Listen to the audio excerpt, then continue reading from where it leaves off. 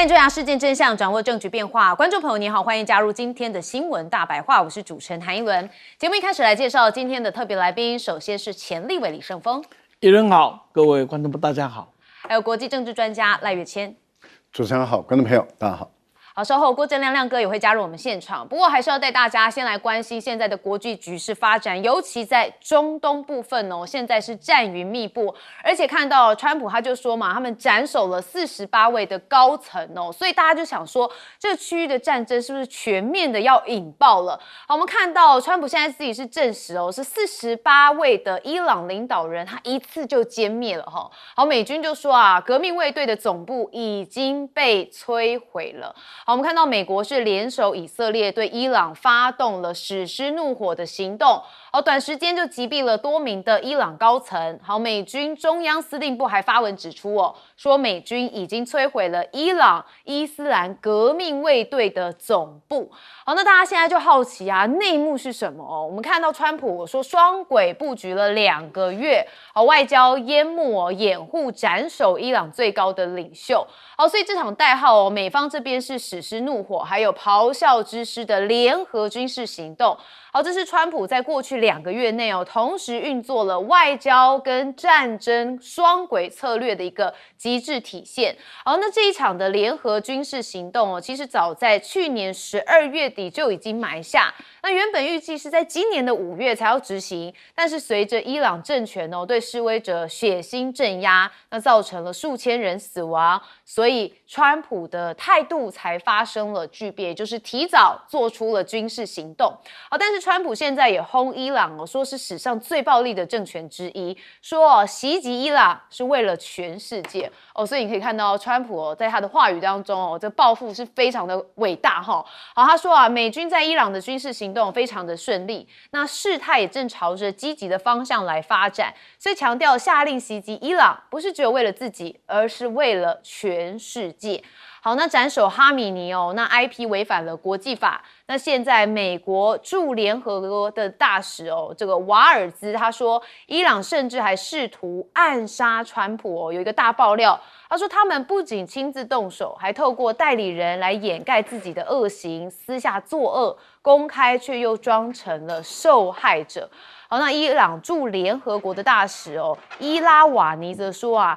这个劝美国大使最好礼貌一点哦，对你跟你的国家都会比较好。所以现在还开始有一些口水战，但是这中东的局势发展确实非常的变化万千哦。我们看到美伊现在是全面交锋，那黎巴嫩有一些动作，像是以色列对黎巴嫩发动了空袭，贝鲁特传出了爆炸声。好，那黎巴嫩也攻击了就反击，朝着以色列的北部发射飞弹。好，我们看到黎巴嫩在今天凌晨也突然向以色列的北部来发射飞弹。好，那这个以色列的国防军就回应说，部队已经将此类的情境纳入了咆哮雄狮的行动的准备范围，说已经准备好全面战线的情势，也就是说啊，他这一次也要开始对黎巴嫩进行全面的反击。好，那伊朗的动作则是伊朗发动了8波的复仇空袭，那也宣称美国有560人的军人是有伤亡的，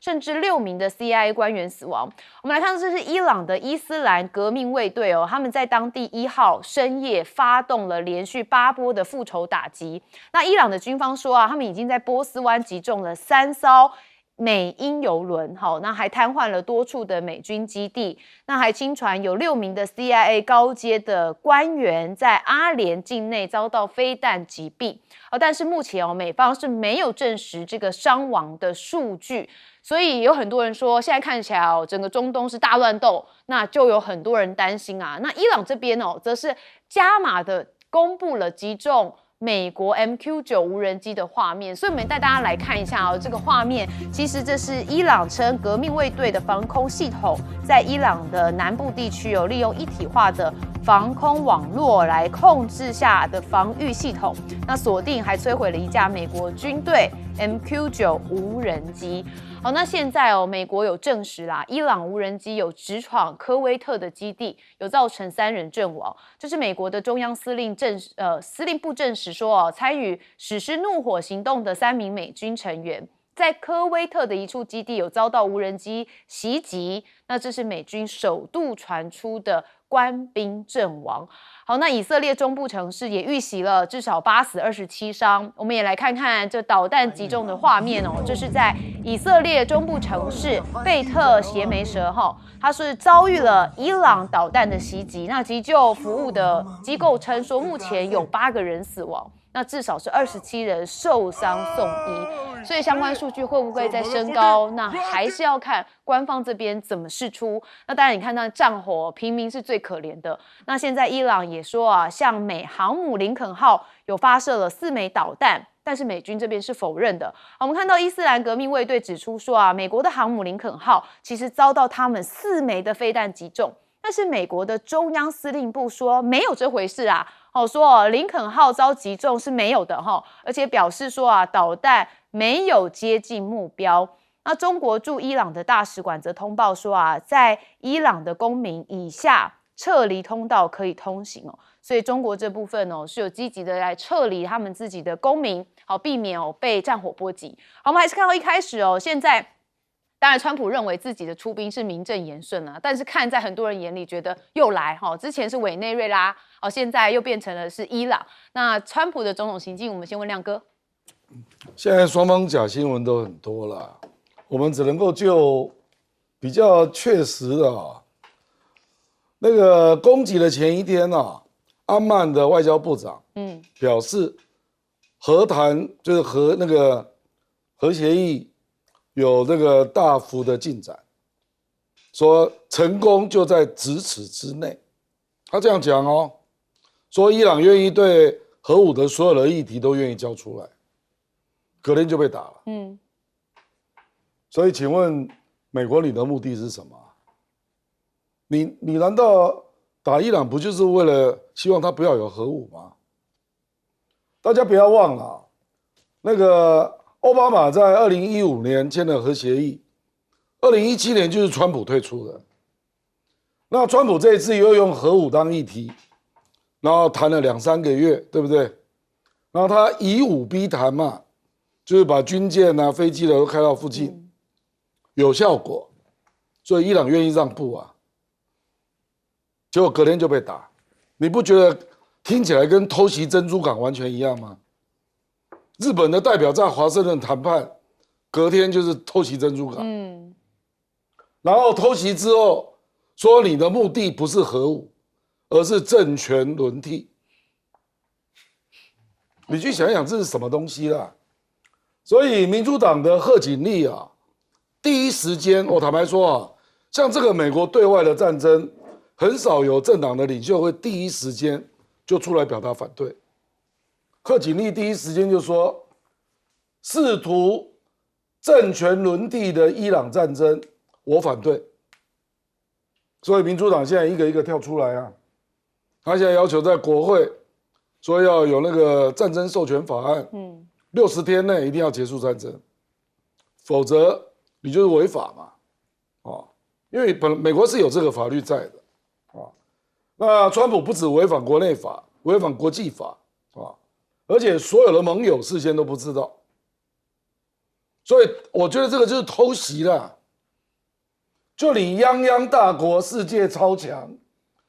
对伊朗发动战争，你竟然用偷袭珍珠港的模式，你不觉得有点不讲武德到难以想象而且我们再来讲你说你要造成政权轮替，那以色列杀掉了48个。高官嘛，包括哈米尼在内杀掉高官不表示政权轮替你要能够让教士政权、革命卫队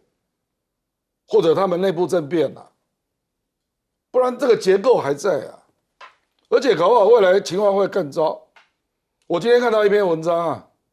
说哈米尼去年6月17号，他就是喊停火的人。他事实上在伊朗并不是强硬派他说以色列把最有权威来喊停火的人杀了，所以他不知道未来革命卫队的行动谁能够阻止。那个人写了这样的一篇文章那美国未来必然要面对一个挑战啊。第一个伊朗第一波的攻击时打了大概300到400颗飞弹，那美国认为它的存量大概是2300颗啊。那它的那个自杀无人机有8万架，这是美国的估计啦。所以坦白说，还是牛刀小试而已啦。而且他这一次非常奇特，他第一时间打了8个国家，打27个美军基地嘛，啊，然后接下来开始打经济目标。你可以看他去打杜拜的机场。那今天早上又听说去打以色列的那个海水淡化厂，啊，我跟你讲，这个要停是非常不容易的了。所以我就不知道美国如何善后了，因为政权轮替你一时做不到啊，你又没有地面部队，那这个战争怎么结束？恐怕这个是未来最大的挑战。是，好，赖老师怎么看？川普不能够用一个理由说啊，这个伊朗未来可能可以发展出洲际弹道导弹啊，所以会对美国的国家安全造成威胁，就把人家打了。啊，未来，那就不是说啊，伊朗现在有洲际弹道导弹，而且所有的专家认为说，伊朗要拥有洲际弹道导弹，在未来至少要10年。那你为了未来10年，你认为它可以发展出这个洲际弹道导弹？你就把人家打了，那请问一下，俄罗斯也可以说，未来乌克兰可能会威胁到他的安全，他当然要把乌克兰打了嘛。那他也有一天，他也可以说，未来波罗的海3国可能影响到俄罗斯的国家安全，他也可以把波罗的海打了。大陆也可以说，现在的高市早苗要恢复军国主义啊，现在要做武器啊，他未来会对中国大陆构成安全，他也可以把这个把日本就打了。把他的所有的军工企业，打了1000多个地方，全部把它摧毁。那以后所有的国家都可以这样干了，只要强权都可以这样干，都可以天下大乱。我觉得不讲道理到这个地步。如果说还有国家附和他，那些国家就是寡廉鲜耻。不过我已经知道有3个国家支持他了。那就是寡廉鲜耻，一个就是德国，一个法国，一个英国，还有一个日本。日本也出来了，也表态了，全面支持。对，4个国家寡廉鲜耻，所以这4个国家都已经可以被打了。也就是说，中国大陆完全可以把日本的这些，加拿大跟澳大利亚也支持。所以中国大陆已经可以把日本的这些军事设施，可以用同样理由，对不对？这个30啦、18路啦什么的都把它打掉了，都可以用这个理由。另外一个就是刚刚郑亮讲说不讲武德，我完全支持。为什么？他出卖他的女婿，如果他的女婿跟他的密友，就是中东的特使是不知情的话，他就是直接出卖他的女婿，连女儿的女婿都，连女儿的丈夫都可以出卖。他们还在跟这个伊朗的外长，在阿曼的外长的这个协调下，还在进行谈判的时候，他就把人家打了。这叫做什么？如果他的女婿跟他的密友都不知情，那这个代表他是被出卖了，因为以后没有人再信任这2个人。这第一个。如果这2个人是知情，那他们的谈判就是诈术。所以他们2个人是诈骗犯也就是说你在跟我玩这个谈判的这个诈术，其实你是准备要偷袭。哇，我觉得美国总统川普已经把他自己的家人，把他自己的密友，把一个整个美国搞得整个世界上道德沦丧到今天这个地步，那以后任何一个国家都可以胡搞瞎搞了。这个整个战后的国际秩序没有规则可言。坦白说，就是一个强权，就是公理。谁有力量，谁有实力，谁敢打，谁敢耍狠，谁就拥有公理。我觉得这个世界大乱真的很糟。好，另外呢，我们来看，现在都在互爆战果对于美国来讲，其实伊朗现在如果要击败美国，那就必须要拿出很多证据来。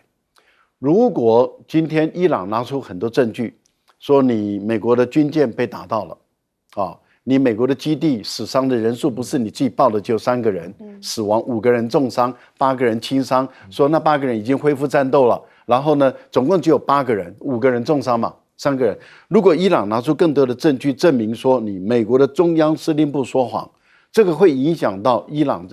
川普在国内的声望。因为最新的一个民调出来了，这个民调就是绝大部分人就支持川普军事行动的就27%，其他的都反对哦，有30几%是还在观望中，但是伤亡一增加，他们就取消他们的支持的态度，这代表什么？川普真正的危机是在内部，那要看伊朗表现的怎么样。盛峰委员怎么看？所有的人大概没有意外，只要讲真话，面对真相，都愿意说，都会说这一场战争是源自于他要转移内政的焦点。大概所有人都这样的一个看法啊。因为美国总统有全世界所有的领袖没有的一个权利。那克林顿呢，当时在这个失败的时候，就是中执选举失败的时候，他非常的焦虑。他的谋士尔莫里斯就告诉他说：“你呢，赶快离开华盛顿，到中东去斡旋。”他为什么？因为那个时候是展现一个真正美国总统的身份，全世界只有你可以做得到。一样的道理，今天川普就是想让美国人看到，你看我有能力主宰世界，我要做什么，我就可以去达成。至于是不是真的可以达成这样的目标，那我们就看后续的发展。就刚刚赖老师所提的，昨天所公布的民调看起来，显然美国人不是这样的看法。其次呢，在看了这么多的消息以后，我最近倒是蛮认真的看了中东方面的报道，以及这个半岛电视台的看法。为什么？因为到现在我们对这些的看法的评论都来自于西方的二手传播，那么就从数十人的角度再看这一场，而忘了这是一个神权国家，而被杀死的这个人是一个什么样的人。假如过去革命卫队的领袖被杀他是一个圣战士，他是为君主作战的圣战士，而这一次哈梅尼被斩首也好，被杀也好，他是什么？他是真主在人间的代表。这个问题不一样了。对，这真主在人间的代表被杀，那对整个的伊斯兰来讲，这是一个多大的一个挑战。这个挑战，假如我们不去面对的时候它可能带来的将不知道怎么收拾的后果而且看得出来，但越来越多人相信哈梅尼这一次的被杀是明知我会死，但愿意牺牲。这个大家现在不少人都已经接受这样的看法。那当他用一个这样的身份来用牺牲，他想要来换得的是什么？不管他的年纪，他的这个身体的病，他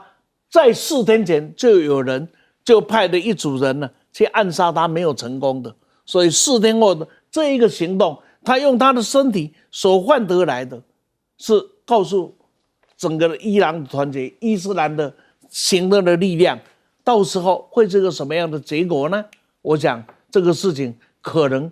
打仗很容易，收场可能很困难。革命卫队有没有被摧毁？我不知道，但是我知道的是，革命卫队现在的第一波攻击，你已经看到了。是，所以综合3位来宾的说法，刚才我不是讲吗？川普说他不是为了自己，而是为了全世界。其实我们应该反着看，他就是为了自己。我们休息一下，马上回来。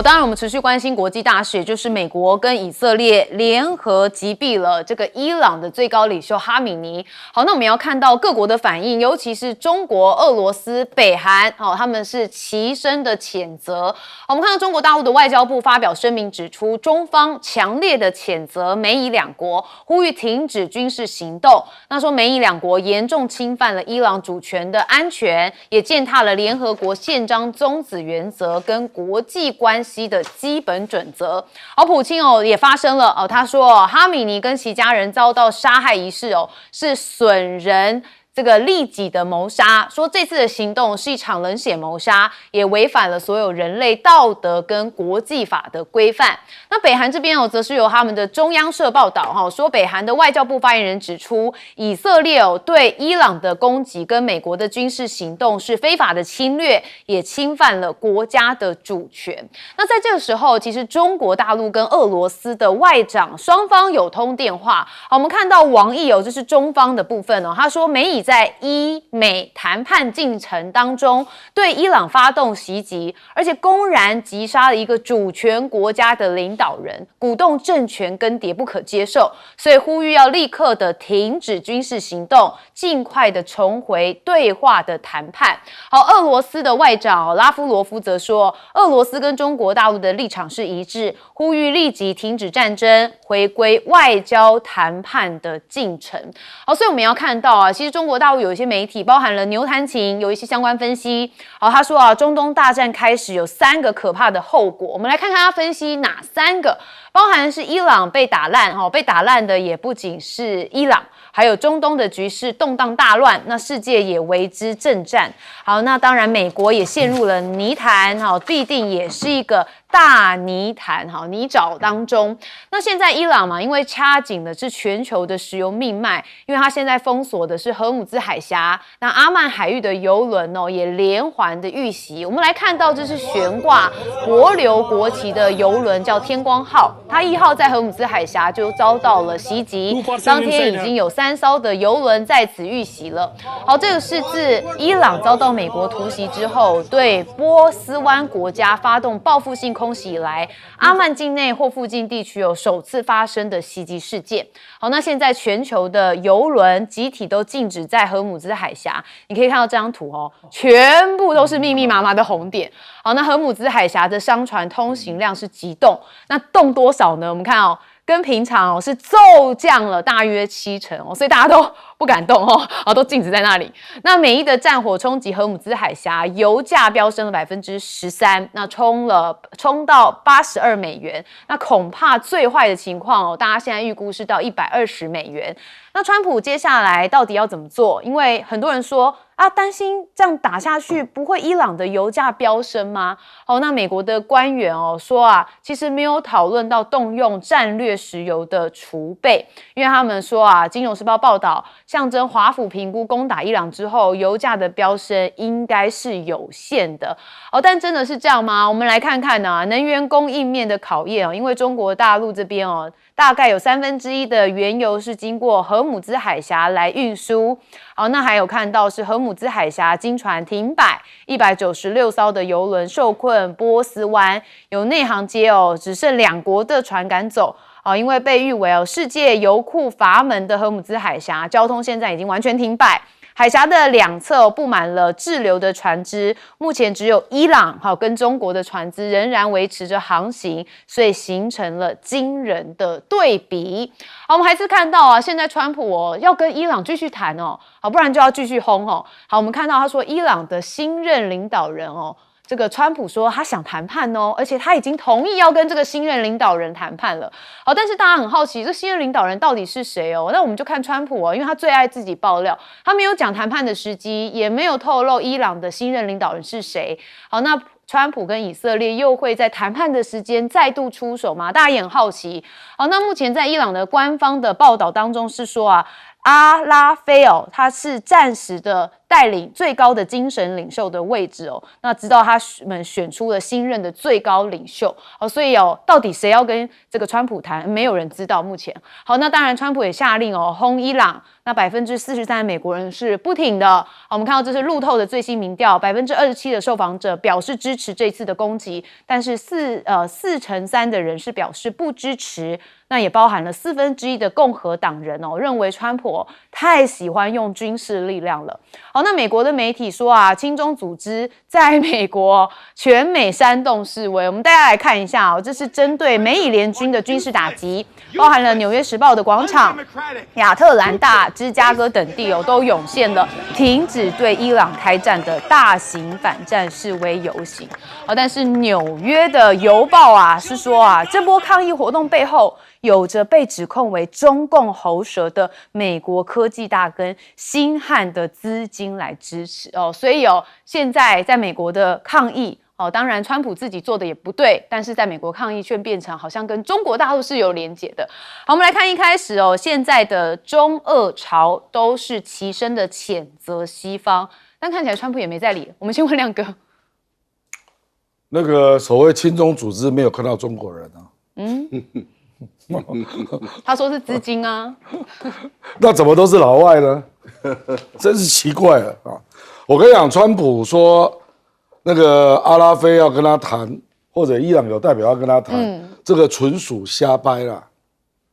他又已经有很多讯息出来了啊！美国透过意大利的代表去跟伊朗接触，伊朗断然拒绝，而且类似的新闻出现非常多次。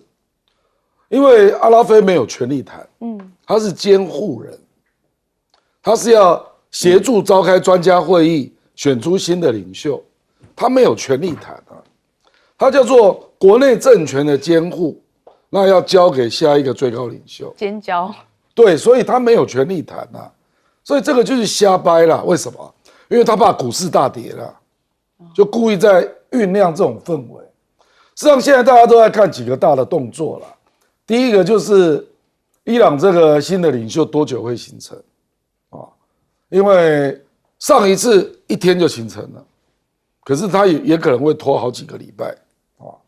那在这个氛围，那整个内部的整个伊朗国内的氛围是强硬的啦，你不可能淡下来嘛，死了那么多领导人啊。那接下来就是看伊朗在这个过程当中会做哪些攻击啦。因为今天早上就传出他去打以色列的海水净化厂，这个就很严重了。就你不是打军事目标，打民生然后比如说荷姆斯海峡全封到什么程度啊？我们台湾今天不是要召开能源的国安会议吗？万一荷姆斯海峡被停2个礼拜了，我们最大的天然气进口国就是卡达。台湾怎么办？美国会来。我跟你讲，全世界都在抢天然气啦。我们理论上也可以美国自己也不够用，我们也可以跟马来西亚、跟澳洲买啊。可是可能大家都在买，大家都不够用。我的意思是说，所以接下来的动作，第一个应该是看伊朗到底要反击什么啦。那川普又说，你如果敢反击，我就要给你一个有史以来最大的反击。川普又说了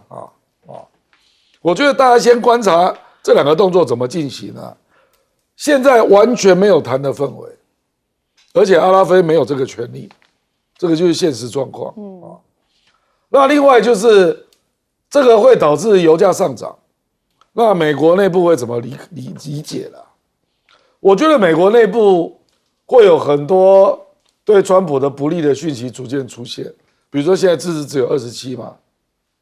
那如果物价上涨了，如果尸体一个一个运回来呢？你打了27个美军基地，只死3个人，有可能吗？所以我觉得最好的方法就是真相嘛，逐渐大家了解到这个战争的代价，其实动力还是要来自美国内部了。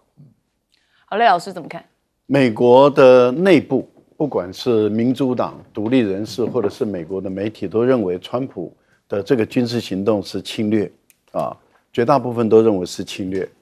我们也注意到欧洲的媒体，他们的主流的社论也都认为美国的这个军事行动是侵略。那既然是一个破坏一个国家主权，也没有得到国会的授权，也没有得到安理会的同意，然后就侵略一个国家，这样的一个行为啊，就美国跟以色列，按照过去的战争的逻辑来讲，他们就是邪恶的轴心国，而支持这个邪恶轴心国的就是帮凶。那也就是我们所看到的这个 G7 啊，德英法，现在加日本澳大利亚等都加进去，还有加拿大，他们都变成邪恶的轴心集团。我觉得这个才是合理的定义，因为他们是侵略国。如果我们不这样做准确的定义的话，那你就不能说纳粹、军国主义或者是法西斯他们是轴心国了。因为他们当初是他们自己组成为一个轴心国，他们是在欧洲、在亚洲到处侵略。现在美国跟以色列也组成一个轴心国，他们到处在对伊朗、对中东国家、对马杜罗进行一种侵略，所以他们已经形成了一种邪恶的轴心国，支持他们的就是邪恶的轴心集团。我想这个是公然的道理，没有讲不通的。如果还讲不通，那就是他故意讲不通，那就是他本身已经罔顾是非道理了。还有一个，为什么日本的股市今天会重挫1000多点？就是因为赫尔木兹海峡目前来讲，等于是形同于封锁了。那换言之，也就是说，美国没有本事把这个赫尔木兹海峡的海洋通道保证它的安全，让这些石油天然气可以运送出来，没有办法。那没有办法的情况下，日本本身的能源90%依赖中东地区的供油跟天然气。那日本当然股市大跌嘛，因为如果这个战争往后延1个礼拜、2个礼拜，甚至按照川普所说的1个月就是4个礼拜这样下去的话，那日本本身的经济会受到非常严重的挫伤。台湾呢？台湾的天然气能维持多久？2个礼拜，我们一般估计是2个礼拜。那台湾怎么办？好，那您刚刚提到了，大家都在抢油、抢天然气，说可以从马来西亚、可以从美国这边获得。那问题就在于你的 LNG 船呢？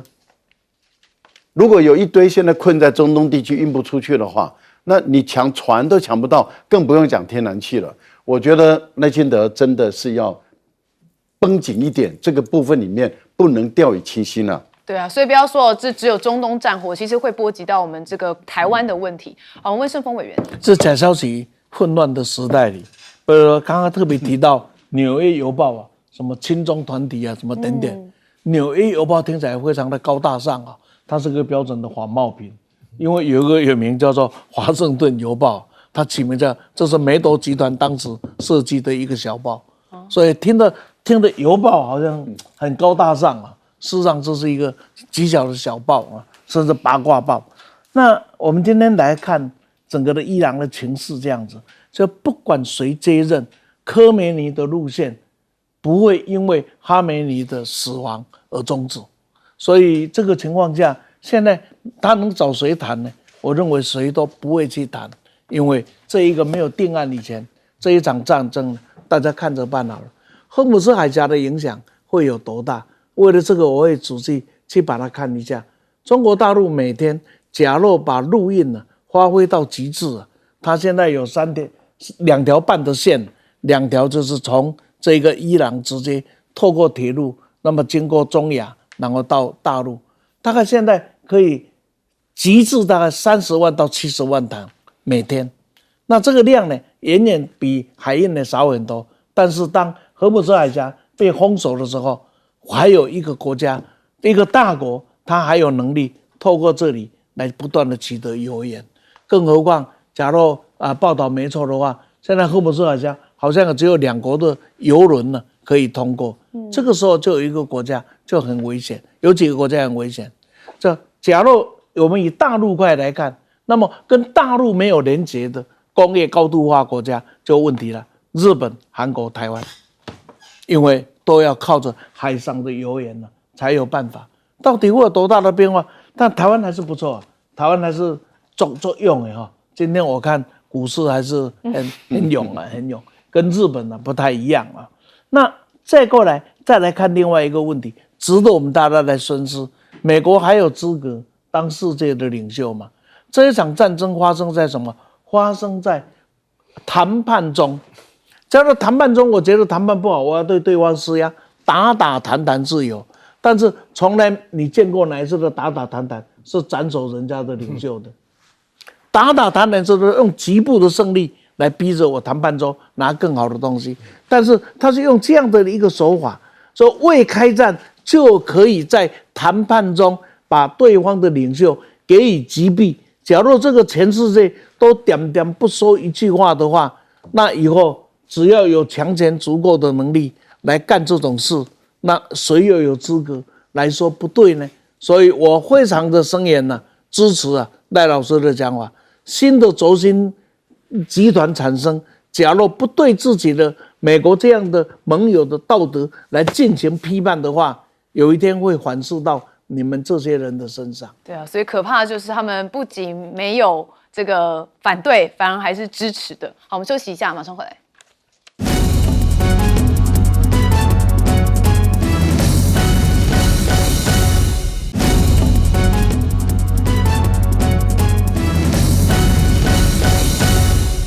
中东现在算是处于一个战乱的状态哦，所以各方的讯息很多。不过我们刚刚前面也特别提到说啊，其实美国说他们只有3个人有死亡，那当然现在伊朗也说，其实像林肯号有被袭击，但是美军都否认哦。好，那我们就来看到最新的战况哦，这是新华网有特别讲到说，中东地区多家媒体报道，一架美军 F-15的战机在科威特坠毁。好，社群这个上面的影片也显示这个战机的尾部起火，然后从空中当中坠落。那有消息说，这个战机被友军误击，目前美军就为此还没有发声。所以有发现吗？只要跟对美军有关于死伤的讯息，他们都没有证实，也都没有发声。好，所以我们还要看到后续的状况是如何。不过伊朗他现在说不会跟你美国来谈判。好，这个是伊朗的最高国家安全委员会的秘书拉里贾里他说川普你根本就是妄想将中东地区拖入混乱。他说伊朗正在保卫自己，那伊朗的武装部队没有发动侵略。好，那当然总台的记者也获悉说伊朗的前总统艾马丹加的死亡消息被家属否认。好，那非官方媒体对于这个艾马丹加的死亡消息说是家属已经否认了。好，据报道，美国跟以色列斩首行动空袭的地点就是他随护的住所。那艾马丹加当时正距离100公尺的建筑内。好，不过我们看中国大陆的解放军这边则是因为伊朗遭到美以攻击之后，他们有留下个讯息说他们旗下重要的宣传平台军政平工作室晚间有发布中国人民永远都要保持居安思危的清醒这个讯息，说每一位中华儿女都应该清醒地认识到安而不妄为，治而不妄乱，唯有保持痛感，未雨绸缪，方能守护往来之不易的和平跟安定。好，但是我们刚才也特别讲到说，伊朗现在这个荷姆兹海峡已经封锁了，那有通知禁航。日本3大海运商停航这个荷姆兹海峡，包含是日本游船、还有商船三井跟川崎汽船等等的，在日媒的报道当中说已经停航在荷姆兹海峡。那当然就是因为现在中东的局势恶化所以船只是在安全的海域待机。那商船三井指出说，伊朗的海军有发通知禁止所有的船只通行荷姆兹海峡。那日本有90%的原油都是仰赖中东供应，多数的运输船是行经了荷姆兹海峡。那如果停航的时间拉长的话，大家担心这个日本的能源供给还有价格都会造成这个冲击。不过日本的官房长官木原忍说，我们现在还没有收到关于石油供需受到直接影响的报告所以暂无立即释放国家战略石油储备的计划。好，在安定民心啦。好，但我们之前也讲到这邪恶的轴心国包含说有日本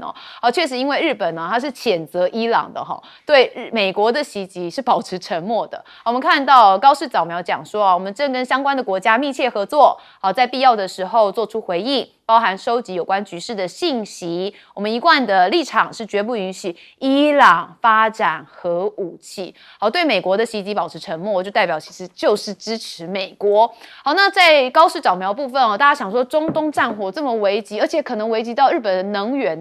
你还跑到了这个石川县站台助选这是助选知事的选举，所以也被批评说把政治的活动置于首相的职责之上。好，那现在到底会不会为川习会投下一个变数呢？我们看到中国大陆的学者倪乐雄，他是说以军事打击夺取战略优势是川普政府惯用的一个目标那石油是现代国家的血液，那中东是血库。虽然美国不缺石油，但是就是要掌握中东。好，那伊朗的问题核心是中国。美国智库认为川普的史诗之怒是在拔除北京在台海的棋子。好，那这当然想得有点远有点围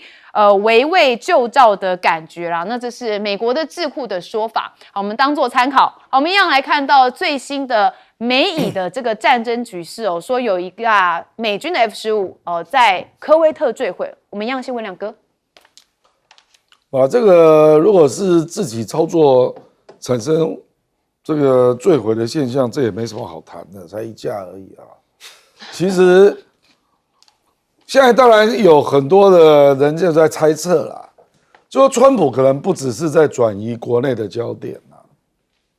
他可能也在幻想要建立一个石油帝国了啊。因为你想一想啊，美国加沙特阿拉伯，再加委内瑞拉，再加伊朗，那大概占全世界石油供应大概2/3。那美元不就依附在石油价格吗？所以川普一直都是支持石化能源的嘛，那事实上他去打委内瑞拉，大家都知道是为了石油嘛。那这么关注伊朗，难道是为了以色列吗？坦白讲，以色列有他的忧虑，我们可以理解啊，因为伊朗宪法明定要消灭以色列，所以如果发展出核武，那对以色列是很大的威胁。所以以色列要打伊朗啊，我不会意外啦。那美国为什么要打伊朗？因为伊朗又打不到美国，他飞弹他自己都出来讲，我说了飞弹最多射2000公里，根本打不到美国啊。所以你是不是有别的想法？那这种思考其实不是无的放矢啦，就是说你想一想，你如果是美国啊，你贸易战没赢，科技战眼看也没什么好玩的啊，那接下来金融战，你美元打金融战，你也会伤到自己啊。所以是不是川普就想到说，那我要垄断石油的这个控制权？他有一张王牌啦。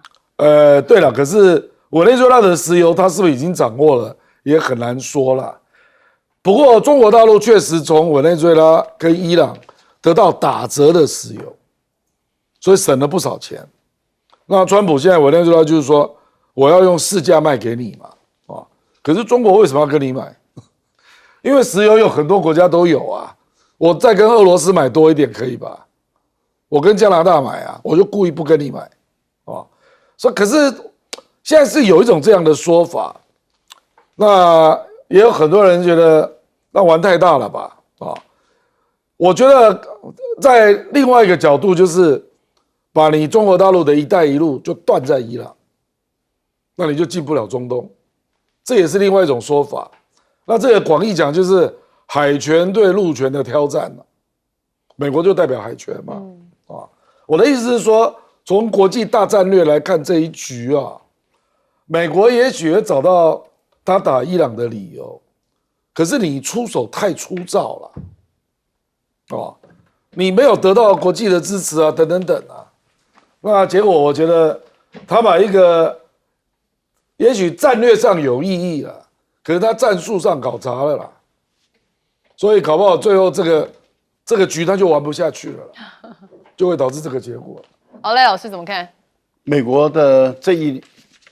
段时间的连续性的动作，我觉得会改变了这个战后的秩序了啊。我们战后的秩序是以和平主义为基本的大前提原则啊。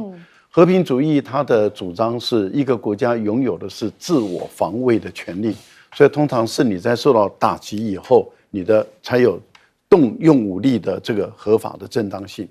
那一般来讲的话，就是说你可以不用经过联合国安理会的同意，你就可以直接反击，那是因为你先被打。但是如果你开始都使用先发制人啊的这样的一个，就是说我只要我自己片面的主动的啊主观的感觉到威胁，我就直接打你，那这个就是先发制人。可是，在小布希时代，他还会装，找鲍威尔还会装一个肥皂粉啊，还会装说，哎呦。这个伊拉克已经有核生化武器了，我好害怕啊！那所以我没办法，所以我采用这个先发制人的一个攻击，但是那个是好像迫在眉睫一样。可是现在川普的先发制人是未来式，未来式，那就已经这个没有和平主义了。也就是说，任何国家都可以找理由去攻打任何国家。我觉得它会使解放军，会使中国大陆重新思考很多问题了。也就是说，过去解放军它的建军的原则基本上是被打反守，所以你会看都是自卫反击战，不管跟印度也好，跟越南也好，都是自卫反击。但是以后可能会改变了，改变的意思也就是说，只要你让我感受到威胁，那我也可以对你产生攻击了。那我觉得会让解放军的整个战争的思想说，我不再只是一个成平时期的军队了，因为目前的世界的乱局，使解放军要随时敢战能战，而且要敢斗了。我觉得这个是一个世界的一个大变局的一个开始。我觉得对大陆也在准备一个全面性的一个战争。你看，不管从民兵组织的组织，从海上民兵组织的一个重新，还有就是预备队的一个征调的一个，随时都要能够补充进来，形成一个全国的总作战的这样的一个态势，我觉得都在改变中。因为军队本来就是比较严肃的事情，军队你必须要从严来思考问题，而不是从最说哎呀没问题了，太平盛世，不是。我们一般来讲在军队里面都是从严来看问题。好，另外我关于这个荷尔木兹海峡，我觉得日本的高市早苗很明显的他太掉以轻心了，他认为他现在大权在握，他认为他现在还是要继续为他的党来服务。可是我觉得如果在这一次的能源上没有处理好，我个人的推断是高市早苗的声望可能就是现在开始有各种批判的声音开始出现的时候，就是他往下走的时候。好，世峰委员怎么看？一个想方设法要拥有核子武器的日本，既然站出来支持美国的理由是伊朗不可以搞有核子武器啊，没讲什么小话，我有没有听不？那然后跟民进党那么好啊，逻辑错乱，这不是逻辑是一致的。这布里钦斯基很有名的话，大家都知道，大基金里面提的，无论是要避免中国、伊朗跟俄罗斯的结盟啊。这美国要避免，但美国今天的做法刚好是反其道而行。这个时候，在这一次战争里面出现的最大的挑战呢，我觉得莫过于是一个陆前跟海前公开竞争撞击的开始。我们可以看看呢，陆前中国大陆今天在海前的部分呢，它只拥有线，就是它从黄海一直到这个南海拥有线的防御能力。它没有全球面的部署能力，但是呢，就陆前的部分呢，那各位看，以中国为中心，一带一路的这样子的一个布局，加上它的陆运，加上它的这个铁路运呢，所以经过了中亚进欧洲进这一个线呢，直接慢慢的建构起来，基本上部分的面呢已经是建构。那相对的呢，美国在海前它拥有面，全世界没有第二个国家有美国那样子在全球的海前上才有面，但是在陆前上现在只有点，不但点，而且现在正在快速的撤退中。所以在这样的一个情境里面，美国是不是借着这一次跟伊朗的战争里面，会把中国大陆以陆前为发展的另外一种形态可以改变掉呢？但是这个冲突难免是会发生的。那么显然这一场战争里就提前把这个东西呢给爆炸出来了。所以有人另外一个讲法，这个讲法说，到底这场战争谁是后裔者？